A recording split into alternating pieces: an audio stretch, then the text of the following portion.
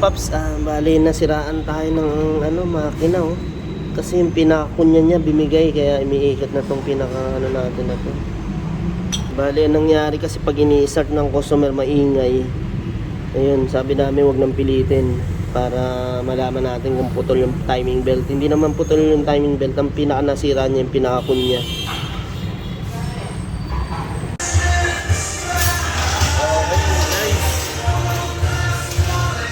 Bali pinalitan natin sa rocker arm, isa, dalawa, tatlo, apat. Yan.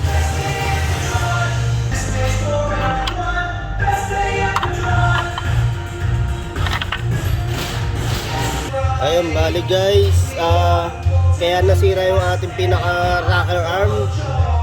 Yung drive belt natin, naputulan ng drive belt. Pumasok siya sa loob ng, may hibla na pumasok sa loob ng timing belt.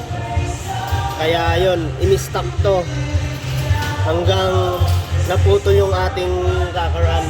Saka yung mga guys, bali naputol yung pinaka natin. Ayun nga guys, binigay yung ating pinaka kunya yan sa camshaft. Kaya yun, naapektuhan yung rocker arm tsaka sa makina. Yan yung pinaka lock para hindi sumama sa, para pag umiikot tong pinaka gear natin na to, iikot din tong ating camshaft para mag sa sasakyan natin. Ayan, para gumawa ng mga friction. Ito yung pinaka camshaft natin na pumapalo dun sa mga valvula niya. Yan, dahil naputol yung pinaka guide or kunya, wala, hindi niya na mapaikot to. Doon lang tayo, ito lang lagi umiikot, no? Nangyayari yung pinaka gear.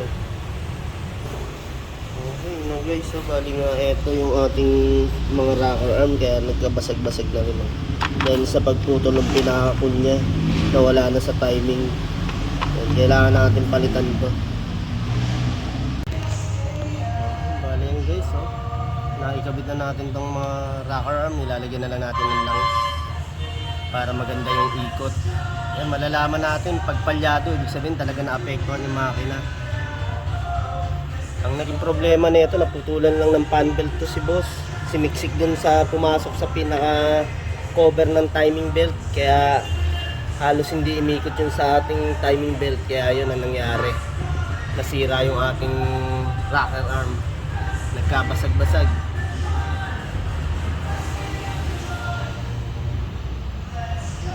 Ayan boss, susubukan natin kung hindi siya palyado.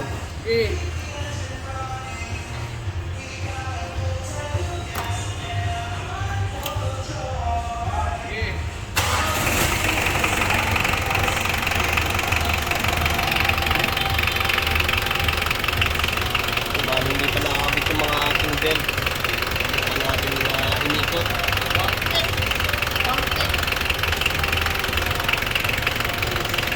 Ito yung ating timing belt.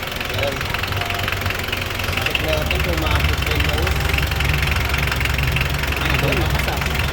Malakas. Malakas naman ang akyat ng langis. Yung langis malakas ang akyat, kaya walang problema sa pump. Talagang yun na naging problema natin, yung sumiksik na hibla ng drive belt ng alternator belt, sumiksik sa loob ng pinaka naputol yung fan belt, pumasok sa loob ng timing belt. Yun mga paps, kaya hindi natin siya in-overhaul, pinalitan lang natin yung mga nabasag na rocker arm niya.